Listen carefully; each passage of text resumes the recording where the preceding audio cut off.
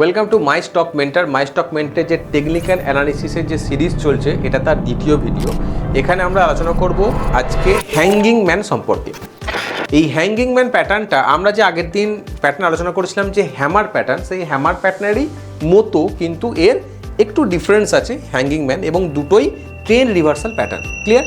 তো আমরা চলে আসি ডিরেক্টলি এই জায়গায়। আমরা এখান থেকে এর পুরো প্যাটার্নটাকে জেনে নিই দেখতে কেমন হয়। তো আমরা যখন হ্যামার আলোচনা করেছিলাম তখনও যেমন পড়েছিলাম দেখতে, হ্যাঙ্গিং ম্যানও এক্স্যাক্টলি তেমন দেখতে। ক্লিয়ার? কিন্তু আমরা জানি কি ক্যান্ডেল দুরকম কালারের হতে পারে, হয় রেড অথবা গ্রিন। ক্লিয়ার? তো যদি আমরা একদম প্রথম বেসিক জিনিসটা জেনে নিই, যদি এটা হয় গ্রিন ক্যান্ডেল, যদি এটা হয় গ্রিন ক্যান্ডেল, ঠিক আছে, তাহলে আমি গ্রিনটা গ্রিন কালারে লিখি, তাহলে তোমাদের বুঝতে সুবিধা হবে। যদি এটা হয় গ্রিন ক্যান্ডেল, ঠিক আছে, তাহলে এটা হচ্ছে ওপেনিং প্রাইস, এটা হচ্ছে ক্লোজিং প্রাইস। ঠিক তো? তার মানে এটা বোঝায় কি যে মার্কেট এখানে ওপেন হয়েছিল, এখান থেকে নিচের দিকে এসছে, দিয়ে উপরের দিকে গেছে। তার মানে কি প্রথমে সেলিং প্রেসার এসছিল, তারপরে বাইং প্রেসার গিয়ে তাকে উপরের দিকে তুলে দিয়েছে। এটা যদি এই জিনিসটাই হয় আমাদের রেড ক্যান্ডেল, তাহলে জিনিসটা কেমন হবে? যদি এটা হয় আমাদের রেড ক্যান্ডেল, তাহলে কি হবে? ওপেনিং কোনটা? এইটা ওপেনিং, এইটা ক্লোজিং। তার মানে কি এখানে ওপেন হয়েছিল, নিচের দিকে এসছে, এবং বায়াররা এটাকে ঠেলে তুলে এখানে ক্লোজিং করেছে। মানে মোদ্দা কথা, দুটো ক্ষেত্রেই আমি দেখতে পাচ্ছি যে যারা সেলার রয়েছে না, তারা এই প্রাইসটাকে নিচের দিকে নিয়ে আসছে এবং বড়সড় ভাবে নিচের দিকে নিয়ে আসছে। ঠিক আছে?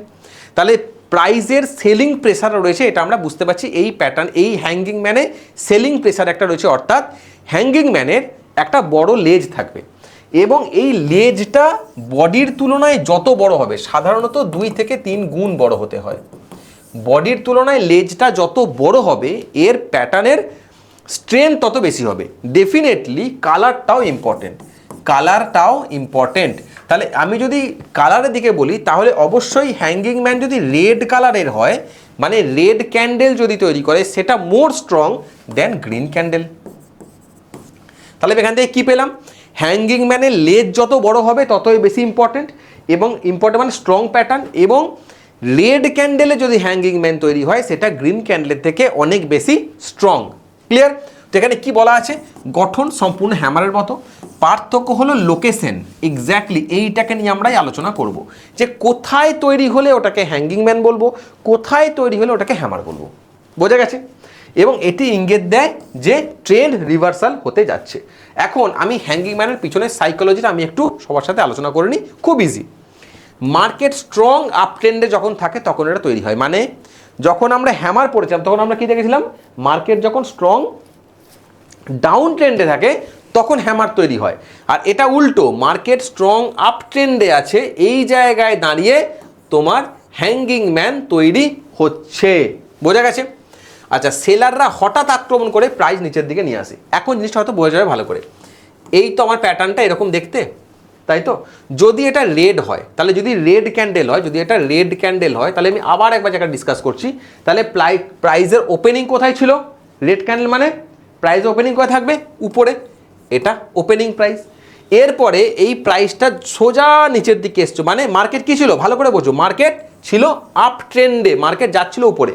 সেখান থেকে এমন একটা সিচুয়েশন তৈরি হলো যেখানে সেলাররা ঝেড়ে নিচের দিকে চলে এলো, মানে মার্কেট প্রচুর নিচের দিকে এলো। তারপরে আবার বায়াররা নিয়ে গিয়ে এই জায়গায় এসে ক্লোজিং দিল। তার মানে এখান থেকে কী বোঝায়? যে সেলাররা একটু হলেও কিন্তু স্ট্রঙ্গার হওয়ার চেষ্টা করছে। মানে বায়ারদের যে একতরফা ব্যাপার চলছিল, যার জন্য মার্কেট উপরের দিকে যাচ্ছিল, সেই জায়গাটা কিন্তু আস্তে আস্তে খতম হতে হতে যাচ্ছে। বায়াররা প্রাইস কিছুটা রিকভার করার চেষ্টা করে ঠিকই। এটা কখন হবে? যখন এটা আমি গ্রিন দেখতে পাবো। যদি রেড হয় তাহলে তো রিকভার করার চেষ্টা করতেই পারলো না, কারণ এখানে ওপেনিং, এখানে ক্লোজিং, ওপেনের নিচেই ক্লোজিং।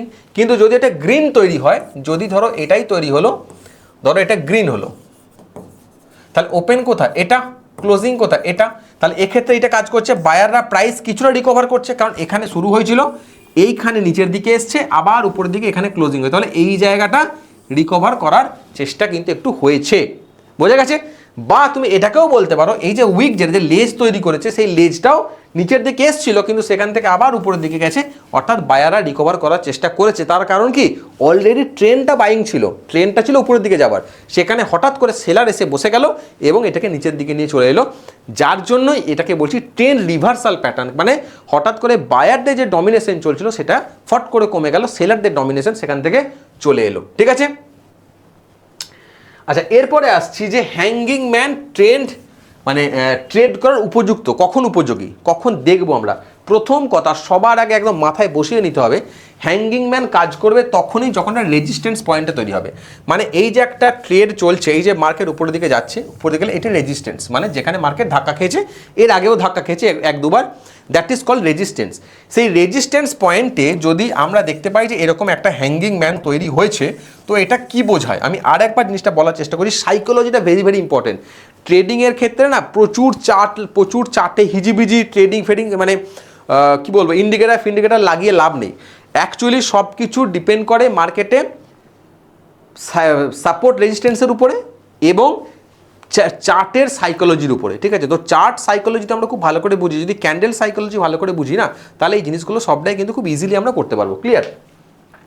তো এই যে রেজিস্ট্যান্স জোনে একটা আমি দেখতে পাচ্ছি রেড একটা হ্যাঙ্গিং ম্যান তৈরি হয়েছে। এটা মানে কি, মানে মার্কেট আগের দিন যখন শুরু হয়েছিল তখন মার্কেট এখান থেকে ওপেন হয়েছিল, এই প্রাইস থেকে ওপেন হয়েছিল, তারপরে মার্কেট নিচের দিকে এসছে, কিন্তু এতদিন পর্যন্ত কিন্তু মার্কেট উপরের দিকে যাচ্ছিল, মার্কেটের প্রাইস নিচের দিকে এলো, নিচের দিকে আসার পরও কিন্তু বায়াররা আবার ঠেলে তুললো, কিন্তু যেখানে ওপেন হয়েছিল তার আগেই কিন্তু ক্লোজিং করতে বাধ্য হলো। মানে আজকের দিনে এসে হ্যাঙ্গিং ম্যান যখন তৈরি করলো রেড হ্যাঙ্গিং ম্যান, তখন কি হলো, মার্কেট ডাউনে এসে ক্লোজিং দিল।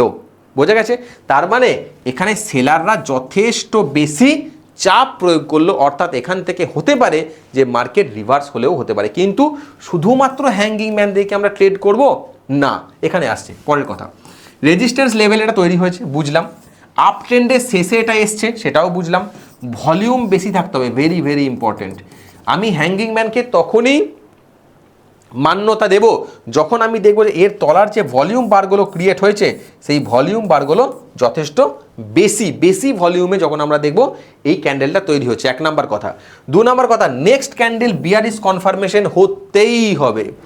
নেক্সট যে ক্যান্ডেলটা আমার এখানে আসবে সেখানে আমাদের দেখাতেই হবে যে এর কনফার্মেশন, এই বিয়ারিশ কনফার্মেশন একটা আসছে। যেমন এই যে ক্যান্ডেলটা আমি দেখিয়েছি প্যাটার্নটা, এটা আপ ট্রেন্ডে যাচ্ছিল, এই আপ ট্রেন্ড, এটা একটা রেজিস্ট্যান্স লেভেল, কারণ এখানে মার্কেট এসে ধাক্কা খেয়েছে, এর আগেও ধাক্কা খেয়েছে।